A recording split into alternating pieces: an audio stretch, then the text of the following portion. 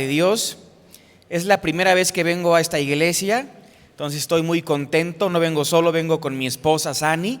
No sé cuántos la conozcan, yo creo que casi nadie, ¿verdad? Porque como no venimos, pues es difícil que puedan conocernos, pero está allá en la parte de atrás y estamos muy contentos de poder compartir con ustedes. Nosotros estamos sirviendo allá en la iglesia de Querétaro, ¿verdad? Vida Nueva para el Mundo Querétaro. Allá estamos sirviendo por la gracia de Dios, y si algún día llegan a visitar a Querétaro, pues los esperamos también con los brazos abiertos el domingo para que puedan acompañarnos en la congregación. Pero hermanos, qué bendición, qué alegría el poder compartir con ustedes la palabra de Dios, y vamos a hacer una oración para poner este tiempo en manos de Dios y que Dios nos hable, ¿verdad?, cada uno de nosotros por medio de la Biblia, que es la palabra de Dios. ¿Me acompañan? Hacemos una oración. Padre, te damos las gracias por este tiempo. Gracias porque podemos recordar, Señor, la obra de tu Hijo Jesucristo en la cruz del Calvario, muriendo por nosotros, Señor, muriendo por los pecadores, derramando su sangre, entregando su cuerpo, Señor, para poder salvarnos a cada uno de nosotros. Padre, estamos a punto de abrir la Biblia. Estamos a punto de leerla, estamos a punto de meditar en ella, y te pedimos que tú nos ayudes, que tú nos des claridad, que tú nos des sencillez, que como prometió Jesús, que el Espíritu Santo nos guiaría a la verdad y nos enseñaría todas las cosas. Entonces hoy pedimos que el Espíritu Santo pueda iluminarnos para entender lo que tú has revelado en tu santa palabra.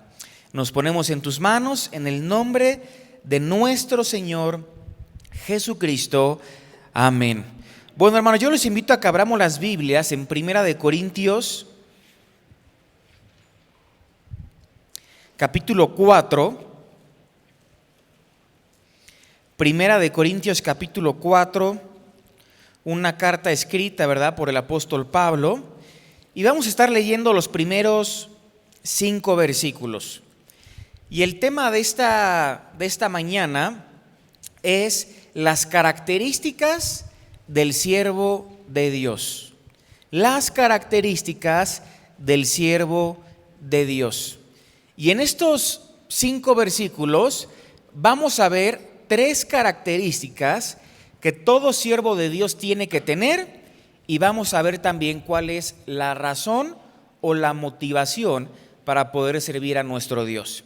Vamos a leer desde el versículo 1, 1 Corintios capítulo 4, versículo 1. Prestemos, hermanos, atención a cada palabra que leemos. Recordemos que si la Biblia es la palabra de Dios, eso significa que cada palabra es importante, ¿verdad? Y vamos a leer versículo 1. Dice Pablo: así pues, ténganos los hombres por servidores de Cristo y administradores de los misterios de Dios. Ahora bien, se requiere de los administradores que cada uno sea hallado fiel. Yo en muy poco tengo el ser juzgado por vosotros o por tribunal humano, y ni aun yo me juzgo a mí mismo. Porque aunque de nada tengo mala conciencia, no por eso soy justificado, pero el que me juzga es el Señor. Versículo 5. Así que no juzguéis nada antes de tiempo, hasta que venga el Señor, el cual aclarará también lo oculto de las tinieblas y manifestará las intenciones de los corazones, y entonces cada uno recibirá su alabanza de Dios. Como te dije, hermano, vamos a ver 3 características del siervo de Dios. Ahora, no sé qué tan familiarizado estés con esta carta. Es una carta que escribe el apóstol Pablo. Es una carta que va dirigida a la iglesia que estaba en Corinto. Recordemos que ahí en Hechos se nos narra que Pablo fue el que fundó esta iglesia. O sea, Pablo llegó con el evangelio a esta ciudad y Pablo comenzó a predicar el evangelio en esta ciudad tan importante y pudo comenzar, se fundó, se estableció esta iglesia. Pablo estuvo alrededor de 18 meses enseñando la Biblia ahí en Corinto, y después de 18 meses Pablo se fue, sigue visitando diferentes ciudades, y llegaron distintos maestros como Apolos, etcétera, que continuaron enseñando la palabra de Dios. Ahora, sucedió en un momento que Pablo se enteró por una familia, dice en los primeros capítulos, por la familia de los de Cloé, se enteró que en la iglesia estaba habiendo problemas. O sea, cuando vemos todas las iglesias en el Nuevo Testamento, la iglesia de Corinto era una de las iglesias más problemáticas que había. Ellos se habían convertido en una iglesia donde eran permisivos con el pecado. Ellos se habían convertido en una iglesia donde empezaban a cuestionar a los líderes dentro de la congregación. Empezaron a cuestionar la autoridad del apóstol Pablo. Ellos se convirtieron en una iglesia donde empezaron a formar distintos grupos dentro de la iglesia, a tal grado que nos dice Pablo en los primeros capítulos de esta primera carta, donde la gente de la iglesia, los miembros, empezaron a decir: yo soy de Pablo. Otros decían: yo soy de Apolos. Otros decían: no, yo soy de Cefas. Y otros que se sentían más espirituales, pero que no lo eran, porque rebajaban el nombre de Cristo por encima al igual que los otros hombres de Dios, decían: yo soy de Cristo. Y fíjense, hermanos, qué triste cuando dentro de las iglesias se forman estos tipos de grupos, donde empezamos a identificarnos con personas, donde empezamos a identificarnos con hombres, donde de alguna manera desviamos nuestra mirada, que tiene que estar puesta solamente en Jesús, que es el autor y consumador de la fe, y le empezamos a poner nuestra mirada en personas. Y fue lo que empezó a suceder en la iglesia de Corinto. En pocas palabras podemos decir que uno de los problemas principales de esta iglesia es que era una iglesia dividida. Había divisiones dentro de la iglesia. Ahora, quiero dejar en claro que ni Pablo era culpable de que parte de la iglesia se lo pusieran como líder de cierto grupo. Apolos tampoco era culpable, y Cefas, que es Pedro, tampoco era culpable de que las mismas personas se empezaran a identificar con ellos. Ellos eran hombres de Dios que dedicaron y entregaron su vida por completo a Dios. Pero la gente empezó a decir: no, es que yo me identifico más con Pablo. Posiblemente, como la iglesia estaba compuesta por judíos y gentiles, y Pablo sabemos que tiene un ministerio más enfocado hacia los gentiles, posiblemente los gentiles que pertenecían a la iglesia se identificaban más con Pablo, ¿verdad? También los que comenzaron la iglesia con él, los primeros que se habían convertido, decían: no, bueno, Pablo fue el que empezó la iglesia y nos identificamos más con él. Los de Apolos, recordemos que la Biblia nos presenta a Apolos como un hombre elocuente, un hombre que a la hora de enseñar la Biblia era increíble. Imaginémonos, el mejor maestro, ese era Apolos, alguien dotado y preparado para poder enseñar la palabra de Dios de una buena manera. Y había gente dentro de la congregación que literalmente decía que Pablo no enseñaba bien, que no era poderoso en palabras. Posiblemente estas personas eran los que se identificaban con Apolos, porque recordemos que dentro de la ciudad de Corinto era una ciudad, donde le daban mucho énfasis a los sabios, a los filósofos, a la elocuencia a la hora de hablar en público. Entonces muchos de la iglesia se identificaban con Apolos. Y también estaban los que se identificaban con Pedro. Pedro, recordemos que él sí tiene un ministerio no tanto enfocado a los gentiles, sino enfocado más hacia los judíos. Entonces, posiblemente los judíos que estaban dentro de esta congregación, pues se identificaban más con el apóstol Pedro. Y como dijimos, hermanos, todo esto provocó divisiones, peleas, disensiones dentro de la congregación. Pero ¿sabes qué fue lo que sucedió? Que empezaron a elevar a hombres, que empezaron a poner a personas en un pedestal. Y en lugar de convertirse en servidores de Dios, comenzaron a ser servidores de personas.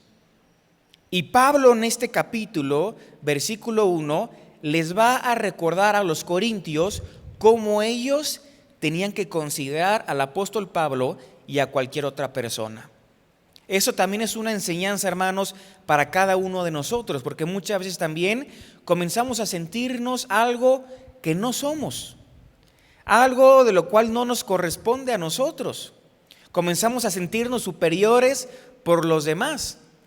Pensamos que entre más tiempo llevemos en la iglesia, pensamos que entre más conocimiento tengamos, pensamos que entre más elocuencia tengamos, podemos llegar a sentirnos superiores a los demás. Y esto obviamente no tiene que ser así.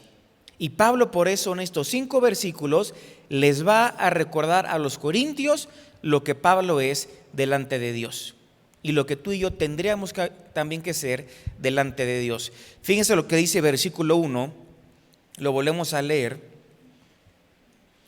Dice Pablo: así pues, ténganos los hombres, y dice, por servidores de Cristo. O sea, Pablo le está escribiendo a los corintios y Pablo le está diciendo a cada uno de ellos: de esta manera me gustaría que ustedes me consideraran, no como alguien que está en un nivel superior, no como alguien que está por encima de los demás. Dice Pablo: considérenme como un servidor de Jesucristo. Y eso es lo que tú y yo tendríamos que ser, servidores de Jesucristo. Sabemos que el Nuevo Testamento, ¿verdad?, está escrito originalmente en el griego, y la palabra para servidor tiene, la palabra en griego más común que se utiliza para la palabra servidor es la palabra diáconos. Pero en esta ocasión, Pablo no utiliza la palabra diáconos, utiliza otra palabra que literalmente significa remeros subordinados. Remero subordinado. Imaginémonos un momento y pensemos en los tiempos antiguos.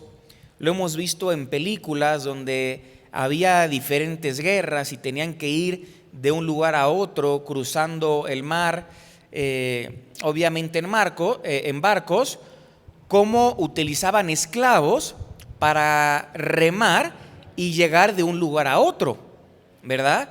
Ahora siempre vemos en las películas cómo un capitán literalmente está castigando a los esclavos, obligándolos a que remen, y también siempre vemos a los remeros que están en la parte inferior de los barcos, siempre están en la parte de hasta abajo. Ahora, ¿por qué es importante que entendamos esto? Porque Pablo nos está diciendo: esto es lo que yo soy delante de Dios. Esto es lo que yo soy. Simplemente soy un remero subordinado. Soy alguien que está a disposición del capitán, que es obviamente el Señor Jesucristo. Entonces Pablo ya se empieza a decir y a exhortar la manera en la que ellos estaban pensando, diciéndoles: no quiero que me consideren de esa manera. Sí, yo pude haber fundado la iglesia, sí, yo les pude haber guiado a muchos de los que están ustedes en el evangelio, en la vida cristiana, pero me tienen que considerar simplemente como un remero subordinado, donde literalmente un remero, un esclavo, su misión era obedecer a su capitán, era obedecer y remar.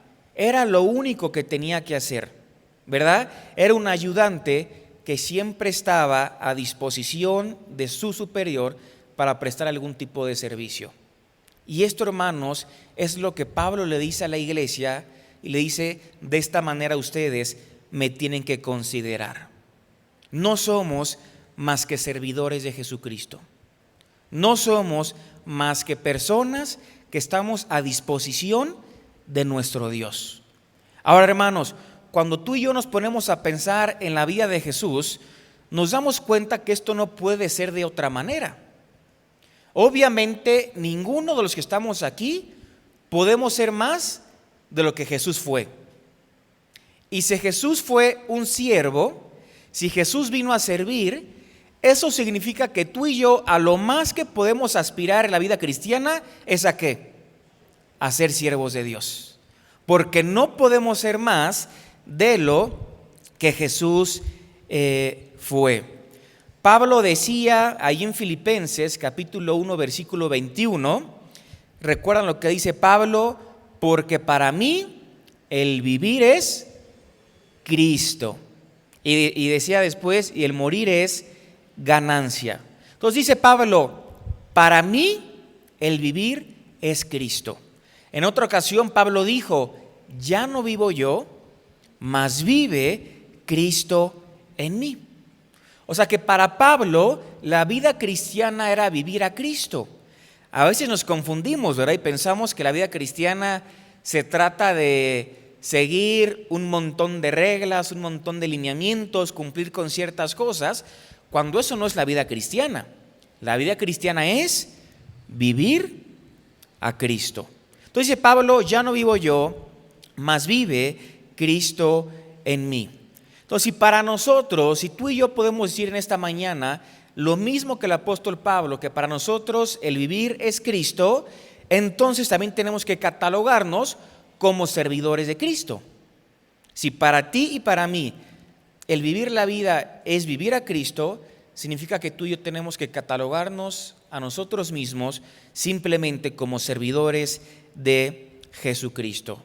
Hermanos, si nos vamos desde el Antiguo Testamento, antes de que Jesús naciera de manera milagrosa por medio de la Virgen María, vemos en el libro de Isaías, cientos de años antes de que Jesús naciera, cómo Jesucristo fue profetizado como siervo. Fíjense, leamos rápido Isaías 42, versículo 1.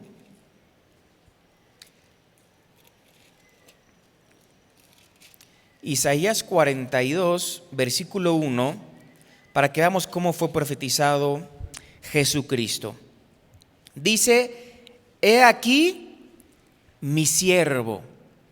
Ahora, este capítulo se nos narra una profecía acerca de Jesucristo, ¿verdad? Acerca del Mesías tan esperado por parte de los judíos. Pero aquí dice la Biblia y el profeta Isaías, he aquí mi siervo. Y fíjense cómo en el versículo 2, Isaías profetiza que Jesús tendría un ministerio humilde. Porque dice versículo 2, no gritará, ni alzará su voz, ni la hará oír en las calles.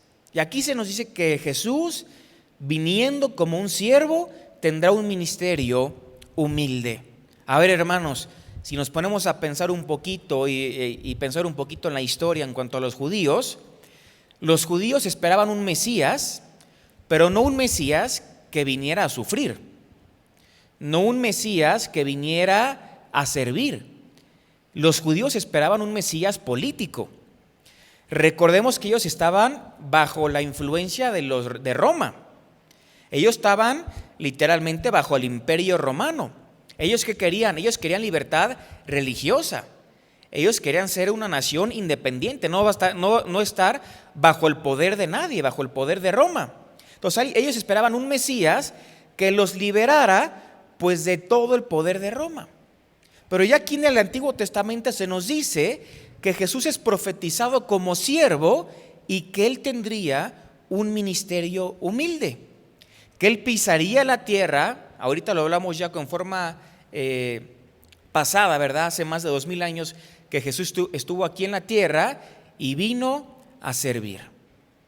Y vino a entregar su vida por los demás. Pero sabemos también que un día vendrá por segunda vez y ya vendrá a reinar.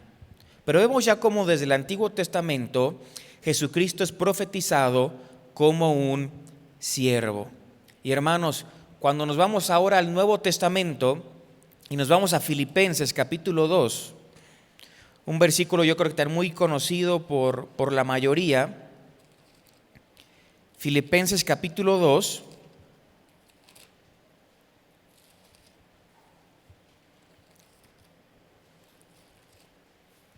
Dice versículo 6, dice, el cual, siendo en forma de Dios, no estimó el ser igual a Dios como cosa que aferrarse, sino que se despojó a sí mismo, tomando forma ¿de qué? De siervo, hecho semejante a los hombres. Dice, y estando en la condición de hombre, se humilló a sí mismo, haciéndose obediente hasta la muerte y muerte de cruz. Fíjense qué impresionantes versículos, hermanos. Jesucristo, siendo Dios, dice que no estimó el ser igual a Dios como algo a lo cual Él se iba a aferrar. Dice que se despojó. Dice la Biblia, se humilló. Dice la Biblia, tomó forma de siervo. Pues Jesús tomó forma de siervo y dice, haciéndose semejante a los hombres. Entonces nos damos cuenta, hermanos, tanto por el Antiguo Testamento como por el Nuevo Testamento, que Jesús fue profetizado como un siervo. Nos damos cuenta ya por medio de este versículo escrito aquí en Filipenses, que el servicio estaba arraigado a la vida de Jesús. Era algo que caracterizaba a nuestro Señor Jesucristo. Jesús mismo lo dijo en Mateo capítulo 20, versículo 28, porque el Hijo del Hombre no vino para ser servido, sino para servir y para dar su vida en rescate por muchos, ¿verdad? Jesús tenía una fidelidad tan grande hacia el Padre que Él dijo en Juan 8:50, el Evangelio de Juan capítulo 8, versículo 50, Jesús dijo lo siguiente, yo no busco mi gloria, yo no busco mi gloria. Y cada acción, cada cosa que hacía Jesús, siempre buscaba la gloria del Padre. Siempre se le veía una lealtad hacia su Padre. Dice, por ejemplo, en Juan capítulo 8, versículo 28 al 29, no voy a leer todo el versículo, pero en esos versículos Jesús dice, nada hago por mí mismo. Y en ese mismo versículo dice, yo hago siempre lo que le agrada. O sea, Jesús siempre hacía lo que le agradaba al Padre. Y en el Evangelio de Juan ahí mismo, pero en el capítulo 5, versículo 30, Jesús dice, no busco mi voluntad, sino la voluntad del que me envió. Entonces vemos que Jesús tenía una entrega total al Padre, una fidelidad total, no buscando mi gloria, sino la del Padre.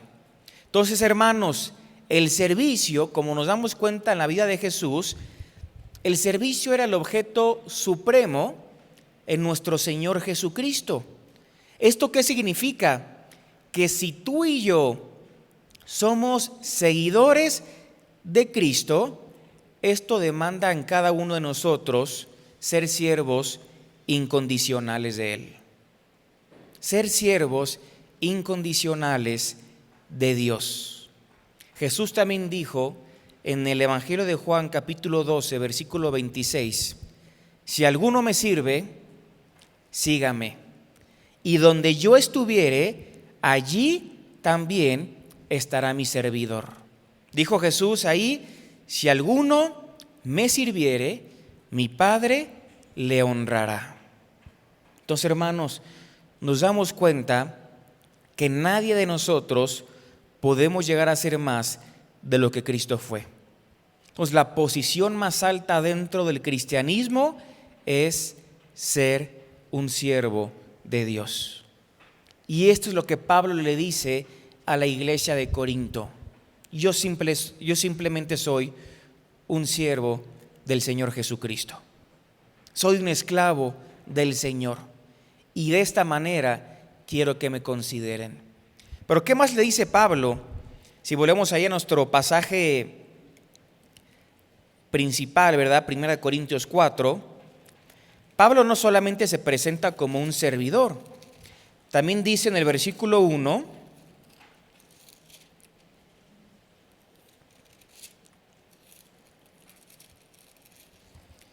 Primera de Corintios capítulo 4, versículo 1, Pablo también les dice, y administradores de los misterios de Dios. O sea, Pablo, aparte de considerarse como un siervo de Cristo, un remero subordinado, Pablo también se considera como un administrador de los misterios de Dios. Recordemos lo que es un administrador. Un administrador simplemente es un mayordomo, ¿verdad? Es una persona, es un administrador, una persona que se encarga de la administración. En esos tiempos eran criados al cual los dueños le confiaban ciertas cosas para que ellos pudieran administrar. Por ejemplo, cuando vemos en el Antiguo Testamento José, que Potifar, el gerente de la guardia del faraón, lo puso como administrador, como mayordomo de su casa. Y era para que él pudiera administrar pues todo lo que tuviera que ver en cuanto a la casa. Entonces simplemente es alguien que se le da una responsabilidad, se le asigna una tarea de poder administrar ciertas cosas.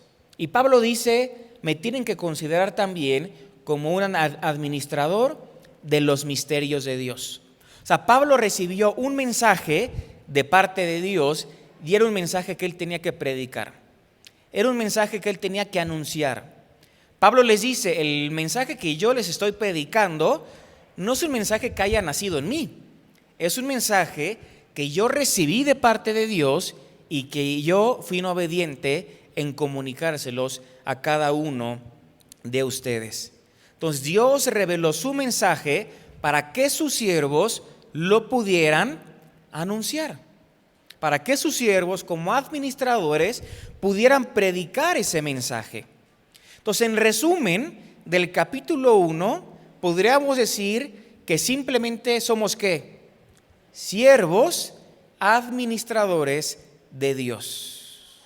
Eso es lo que cada uno de nosotros somos, siervos administradores de Dios. Ahora, hermanos, dijimos que el tema es las características del siervo de Dios. Y en este versículo 1 vemos la primera característica del siervo. Y esa es la humildad. La humildad. El siervo de Dios se tiene que caracterizar por ser una persona humilde. ¿Y por qué la humildad? Porque Pablo, pudiéndose haber presentado como apóstol, Pablo habiéndose podido poner en un nivel superior a ellos, simplemente Pablo dice, considérenme como un siervo de Cristo. Simplemente véanme como alguien al cual Dios le dio una tarea y yo fui un obediente en cumplir con esa tarea. Pablo les dice, simplemente soy un siervo administrador de Dios. Y ahí vemos la humildad de parte del apóstol Pablo. Pero vayamos al versículo 2 para ver la segunda característica del siervo de Dios. Dice versículo 2, ahora bien, se requiere de los administradores, de los siervos administradores, que cada uno sea ¿qué? Hallado fiel. Y aquí vemos la segunda característica. El mismo versículo nos los dice, el siervo de Dios se tiene que caracterizar no solo por su humildad, sino también por su fidelidad. Obviamente hablamos de una fidelidad a Dios. Pero fíjense cómo el versículo empieza, porque dice, se requiere. Esto literalmente significa que Dios requiere algo concreto en cada uno de sus siervos. Lo que Dios nos está diciendo aquí es que no es algo opcional. No es algo de lo cual tú y yo tenemos que pensar, ¿lo tomo o lo dejo? No dice, se requiere que cada administrador, que cada siervo sea hallado fiel. Dios requiere, Dios demanda que cada uno de nosotros, como sus seguidores, como sus siervos, seamos hallados fieles. A ver, hermanos, esto es algo natural. Si dejamos de un lado a Dios y lo analizamos en cualquier responsabilidad aquí en nuestra vida diaria, cuando una persona tiene un empleado, un compañero, alguien de lo cual tú le pagas para que te dé algún tipo de servicio, tú esperas de esa persona que sea fiel. Tú no vas a contratar a alguien si supieras que esa persona no te va a ser fiel. Si esa persona no fuera digna de confianza, ¿lo contratarías? Por supuesto que no. Tú no contratarías a alguien para hacer los aseos de la casa si sabes que esa persona te va a robar. Entonces es lo natural en la vida. Cuando tú le depositas tu confianza a alguien, es porque esperas fidelidad por parte de la persona. Por parte de la persona a la cual tú le estás otorgando esa confianza. Y es lo mismo que Dios nos dice en este momento. Dios, al habernos salvado, al habernos comprado con su sangre, al habernos dado la oportunidad de ser sus siervos, Él demanda algo de nosotros, y es fidelidad. Y es que podamos ser hallados fieles, porque esto es lo natural en alguien en quien se deposita confianza. Se le exige obviamente fidelidad. Ahora podríamos hacernos la pregunta, ¿y fieles a qué? Obviamente, en primer lugar, uno diría, bueno, fieles a Dios, ¿verdad? Uno también diría, bueno, fieles en administrar los recursos que Dios me provee, los recursos que Dios me da. Pero en el contexto, siempre es importante ver el contexto. Pablo en el versículo 1 dice, ¿administradores de qué? De los misterios de Dios. O sea, ¿a qué Pablo se está refiriendo? Se está refiriendo de manera específica en ser fieles primordialmente a la palabra de Dios. Porque aquí cuando habla del misterio de Dios, se está refiriendo justamente a la palabra de Dios, ¿verdad? A la palabra de Dios. Que algo antes estaba oculto, era un misterio, pero cuando Jesucristo estuvo aquí en la tierra fue algo que se les reveló. Entonces, primordialmente, fidelidad a la palabra de Dios. En vivir de acuerdo a la Biblia, en enseñar la Biblia, en transmitir la Biblia, en no quitarle ni aumentarle a la Biblia, ser fieles a la palabra de Dios. Hermanos, en un mundo tan cambiante como en el que vivimos, se requiere que cada uno de nosotros, como siervos administradores de Dios, podamos ser hallados fieles. Porque esta es la característica segunda del siervo de Dios. Pasamos al versículo 3. Versículo 3 y 4 vamos a leer para que veamos la tercera característica. Dice Pablo, yo en muy poco tengo el ser juzgado por vosotros o por tribunal humano, y ni aun yo me juzgo a mí mismo. Dice, porque aunque de nada tengo mala conciencia, no por eso soy justificado, pero el que me juzga es el Señor. Perdón, ni aun yo me juzgo a mí mismo, porque aunque de nada tengo mala conciencia, no por eso soy justificado, pero el que me juzga es el Señor. Y aquí vemos la tercera característica del siervo de Dios. Y si lo estás apuntando, esta tercera característica es una buena conciencia. Una buena conciencia, obviamente, delante del Señor. Y fíjense que Pablo aquí pone el tema acerca de el juzgar. Y nosotros como seres humanos, como personas, somos muy propensas, ¿verdad?, a querer juzgar a los demás. Y a veces en especial juzgamos a los ministros de Dios. Y siempre nos encanta ponernos, ¿no?, en el papel de árbitros. Estamos viendo un partido de fútbol y nos apasiona y decimos, no, no era roja, no era amarilla, no era falta, no era penal, no, sí era. Y nos ponemos en ese papel de árbitros. Empezamos a ver un programa en la televisión de canto, de baile, y ni sabemos cantar, pero decimos, no, como que no canta bien, ¿verdad? No, como que no baila bien, ¿verdad? Cuando ni siquiera somos expertos en esos temas. Pero como seres humanos nos encanta ponernos en el papel de juzgar. Nos encanta ponernos en el papel de poder opinar acerca de los demás, en ese papel de árbitros. Y dice Pablo aquí en el versículo 3, versículo 3, yo en muy poco tengo el ser juzgado por vosotros o por tribunal humano. Y dice Pablo, y ni aún yo me juzgo a mí mismo. Ahora, Pablo no habla de juzgar algún pecado visible que sea evidente ante los demás.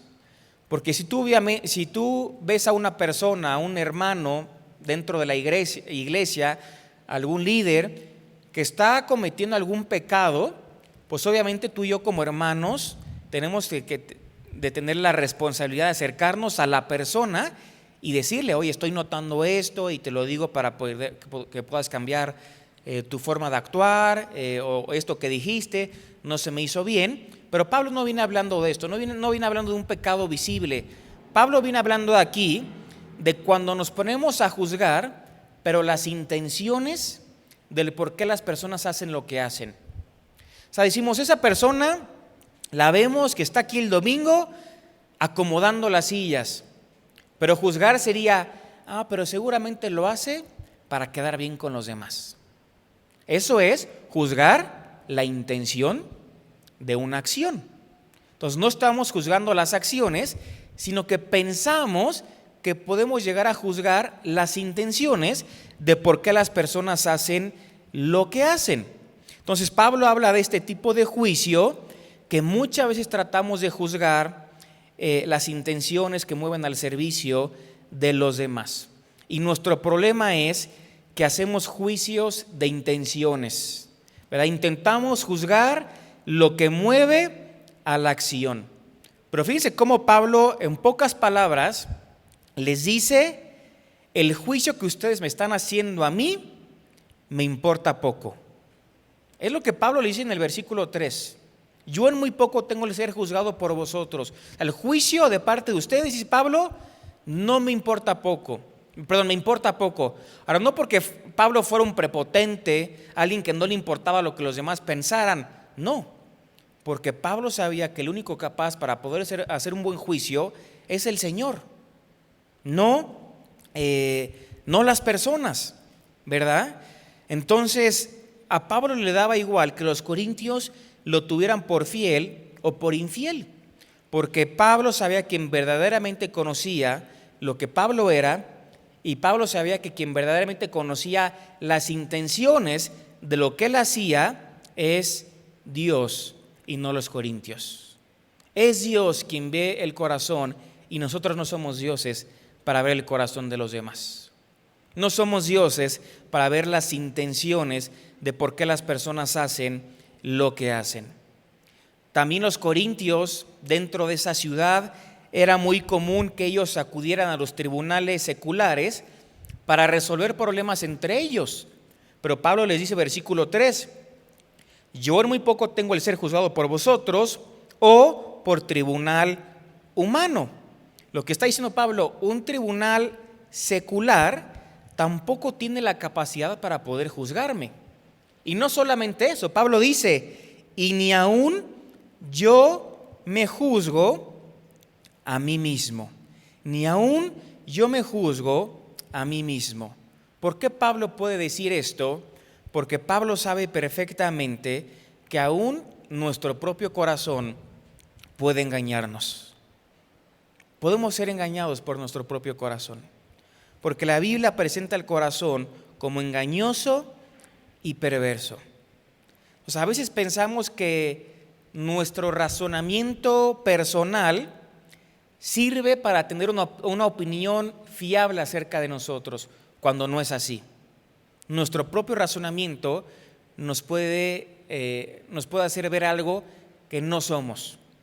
Y podemos decir, no, sí estoy en lo correcto, pero no es así.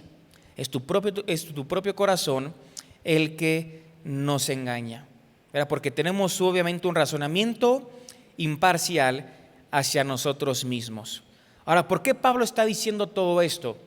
Que él no podía ser juzgado por los corintios, que él no podía ser juzgado por un tribunal humano y que él ni aún mismo se juzgaba. ¿Por qué Pablo podía decir todo esto? Porque Pablo no tenía acusaciones en su propia conciencia. Porque él delante de Dios tenía una buena conciencia. Y él sabía que todo lo que lo motivaba a servir a Dios y toda acción que él realizaba, él sabía que era una acción correcta delante de Dios. Él sabía que lo hacía para Dios. Entonces Pablo, examinando su propia vida, llegó a la conclusión de decir, es que no tengo una mala conciencia delante de Dios. Sí, por supuesto, nos podemos llegar a equivocar como cualquier persona. Pero Pablo dice, las intenciones del por qué yo he hecho lo que he hecho, no ha sido malo, no ha sido algo malo delante de nuestro Dios. Por eso esta es la tercera característica, hermanos, una buena conciencia. Pero tenemos que entender algo, que una buena conciencia también muchas veces no es suficiente para hacer un buen juicio correcto acerca de nosotros mismos. Lo voy a repetir, muchas veces una buena conciencia no es suficiente para hacer un juicio correcto de nuestra propia vida. Y lo vemos porque Pablo dice en el versículo 4, porque aunque de nada tengo mala conciencia, dice Pablo, no por eso soy justificado. O sea, Pablo está diciendo, el hecho de que mi conciencia no me acuse no es suficiente para que yo esté ante Dios o mi vida se ajuste a las demandas divinas, a las demandas de Dios. O sea, la conciencia de Pablo no lo acusaba, pero él sabía que nadie es perfecto delante de Dios. Y por eso decía, no por eso soy justificado. Porque nadie en el servicio a Dios tendrá un servicio perfecto, ¿verdad? Porque somos hombres y mujeres que nos equivocamos, que estamos propensos siempre al error.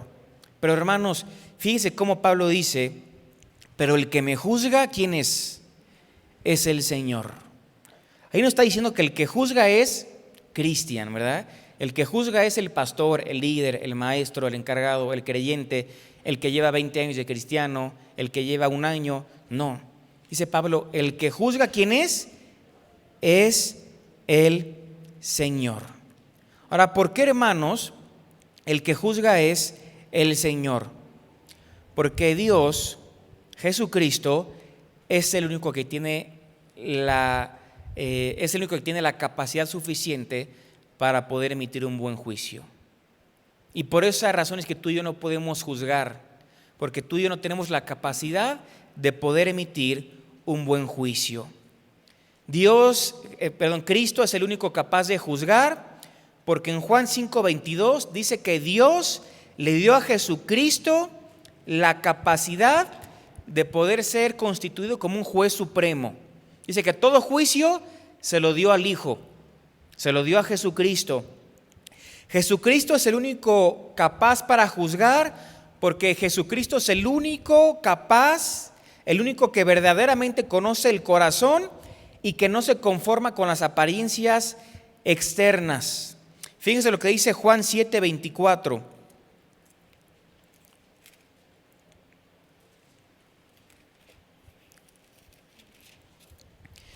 Dice así, no juzguéis según las apariencias, sino juzgad con justo juicio. Entonces Jesús es el único capaz de emitir un buen juicio, porque Él no ve solamente las apariencias, Él ve también lo interno en cada uno de nosotros. Entonces, por esta razón, hermanos, como Jesús es el único que conoce verdaderamente el corazón y que no se conforma con las apariencias externas, Cristo es el único capaz en poder emitir un juicio justo a la hora de juzgar a sus siervos. Por eso nuestro papel no es el de juzgar. ¿Sabes en qué tú y yo nos tenemos que enfocar? En lo que dice Pablo en su segunda carta a Timoteo: procura con diligencia presentarte a Dios aprobado, como un obrero que no tiene de qué avergonzarse, que usa bien la palabra de verdad. Esa es nuestra responsabilidad, procurar presentarnos delante de Dios como aprobados, que no tengamos de qué avergonzarnos delante de Él, ¿verdad? Y si volvemos allí a 1 Corintios, capítulo 4,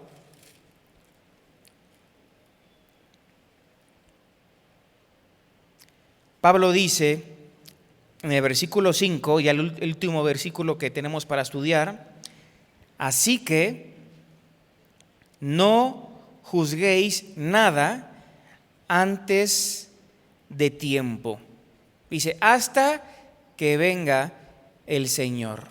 Fíjense cómo dice Pablo, ya queriendo concluir esta primera sección de este capítulo. Dice, así que no juzguen nada antes de tiempo. O sea, Pablo le dice a los corintios: no juzguen nada relacionado a las intenciones que motivan los hechos de una persona.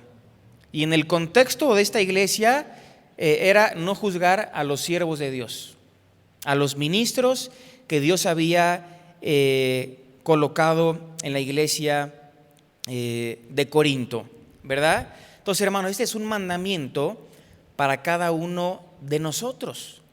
Es un mandamiento en contra de ¿qué? En contra de la crítica y de la murmuración.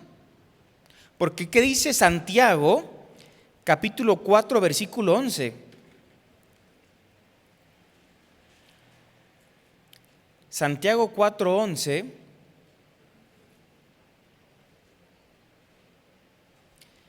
dice lo siguiente: hermanos, no murmuréis los unos de los otros. El que murmura del hermano y juzga a su hermano, murmura de la ley y juzga a la ley. Pero si tú juzgas a la ley, no eres hacedor de la ley, sino juez. Fíjese qué es lo que dice Romanos capítulo 14. Romanos capítulo 14, versículo 4. Dice Pablo ahí en forma de pregunta: ¿tú quién eres que juzgas al criado ajeno? Fíjense la pregunta: ¿tú quién eres que juzgas al criado ajeno? Dice, para su propio Señor está en pie o cae, pero estará firme, pero poderoso es el Señor para hacerle estar firme. O sea, Pablo en otras palabras está diciendo, cuando tú y yo nos ponemos en el papel de árbitros y de juzgar, ¿quién nos creemos que somos? ¿Nos sentimos que somos dioses para emitir un buen juicio acerca de las personas? ¿Somos dioses? Por supuesto que no. Entonces, ¿quién somos para juzgar las intenciones de los demás? Es la enseñanza que Pablo le quiere decir a los corintios, porque existe un riesgo personal a la hora de juzgar a los demás. ¿Y cuál es? Que podemos ser juzgados también a nosotros mismos. La persona que se pone en el papel de juzgar al otro siempre está propenso a que esa persona también sea juzgada por los demás, porque es lo natural de la vida. Y cuando nos ponemos en el papel de juzgar, pues simplemente ponemos de manifiesto nuestra mundanalidad delante de Dios. Ponemos de manifiesto nuestra carnalidad. Y hermanos, este es un grave pecado delante de Dios. De hecho, Pablo en esta misma carta en 1 Corintios coloca este pecado de la murmuración, del juzgar, como uno de los pecados que exigen la disciplina de parte de la iglesia y separarlo de la comunión entre los hermanos. Porque juzgamos, murmuramos, criticamos, hacemos chismes, y todo eso es pecado delante de Dios.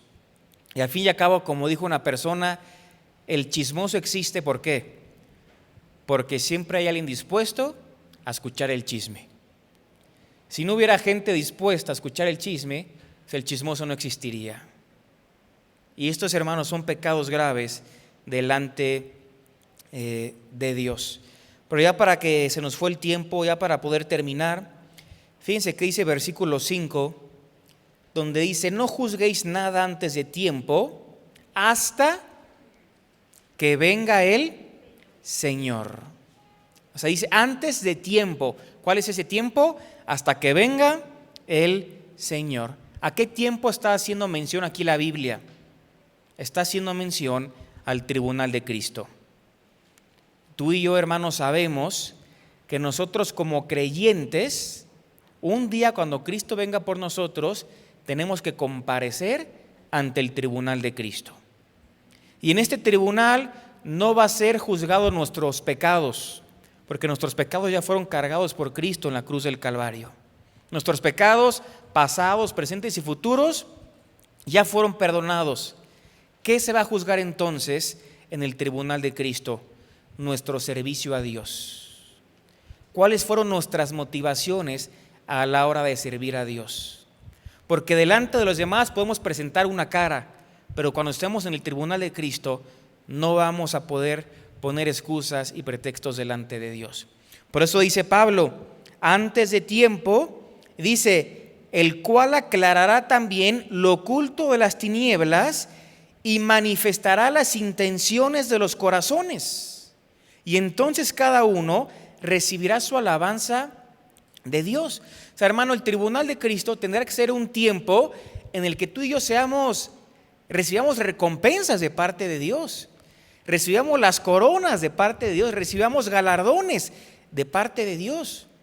Pero para poder recibir todo esto de parte de Dios, tenemos que vivir aquí en la tierra como Dios quiere que vivamos, con un servicio íntegro para Dios, con humildad, con fidelidad y, como vimos, con una buena conciencia, ¿verdad?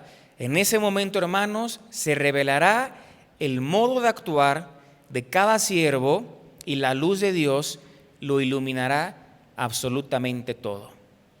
No hay nada que vayamos a poder esconder delante de Dios. Y nos damos cuenta por cómo Pablo termina que lo importante no es ser alabado por los hombres, lo importante no es recibir la alabanza de los demás, sino que Pablo termina el versículo 5 diciendo, recibiendo la alabanza de parte de ¿quién? De parte de Dios. Recibiendo la alabanza de parte de Dios.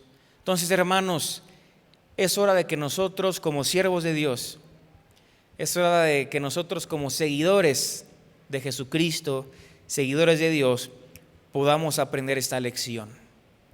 Que dejemos de ponernos en el papel de árbitro, que dejemos de ponernos en el papel de jueces y comenzamos a vivir una vida delante de Dios. Yo por eso simplemente ya para terminar te pregunto, ¿en qué papel te quieres poner? ¿En el de juez o en el de siervo? Es una decisión que depende de ti. ¿Quieres ser un siervo con una buena conciencia? ¿Quieres ser un siervo que es hallado fiel? ¿Y quieres ser un siervo humilde? ¿O quieres ponerte en el papel de Dios intentando juzgar las intenciones de los demás? Cada quien ya tiene que responder esto de manera personal delante de Dios. Padre, te damos las gracias por tu palabra. Gracias por este tiempo donde tú nos hablas, Señor, por medio de ella. Qué importante es que podamos ver qué es lo que dice la Biblia, Señor. Y Padre, en esta mañana te agradecemos porque tú nos das el privilegio de poder servirte. Nos das el privilegio de poder aspirar a ser siervos tuyos.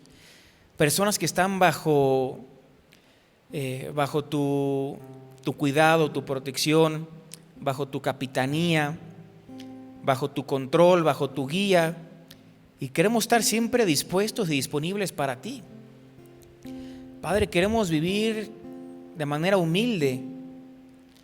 Queremos ser hallados fieles por ti, Señor.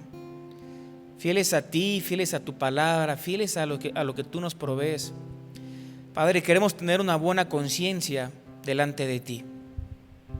Padre, sabemos por medio de la Biblia que un día estaremos delante de Cristo, estaremos en el tribunal de Cristo y donde todo se pondrá de manifiesto. Donde, como cantamos hace rato, los ojos de Cristo como fuego lo iluminarán todo, aclararán todo, Señor. Y queremos procurar con diligencia presentarnos delante de ti como aprobados.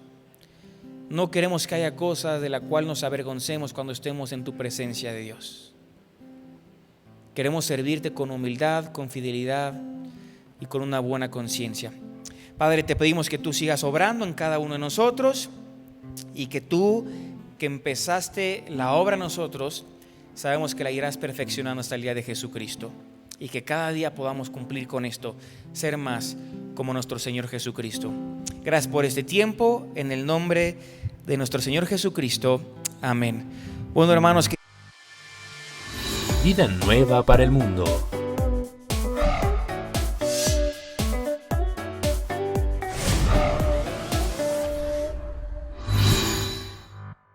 ¿Qué situaciones te da miedo enfrentar? Encuentra tu refugio a la sombra de la palabra de Dios en esta conferencia evangelística para mujeres. No temas, impartida por Ángela Kellenberger. Sé valiente y equípate a través de la palabra de Dios. Deja que el león de Judá pelee contigo la batalla este 25 de marzo a las 10 a.m. Vida nueva para el mundo norte. No te lo puedes perder. Bueno, tenemos muy buenas noticias porque ya están abiertas las inscripciones para este seminario del 2022. No solamente se va a limitar a matrimonios, sentimos en el corazón que es un tiempo de fortalecer familias. Yo creo que este año 2022 va a ser un año muy especial, por lo cual no te lo puedes perder. Los esperamos porque va a ser verdaderamente algo muy especial, sobre todas las cosas, porque ahora es para toda la familia. Los esperamos.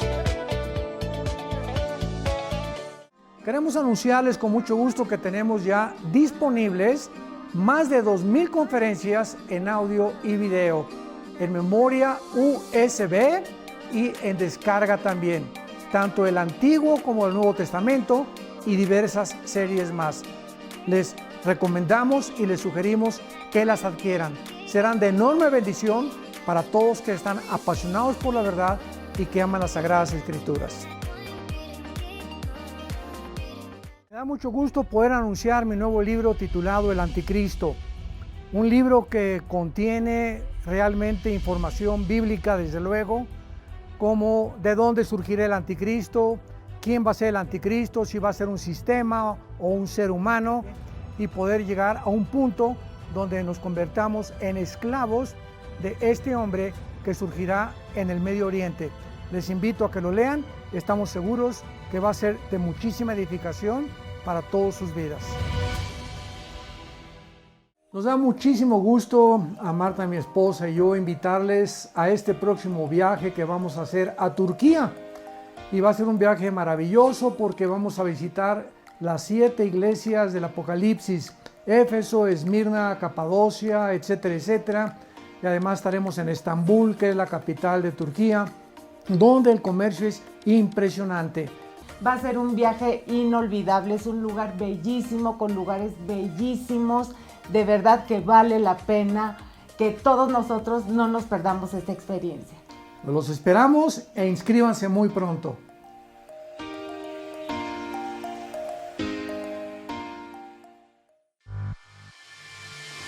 Vida nueva para el mundo.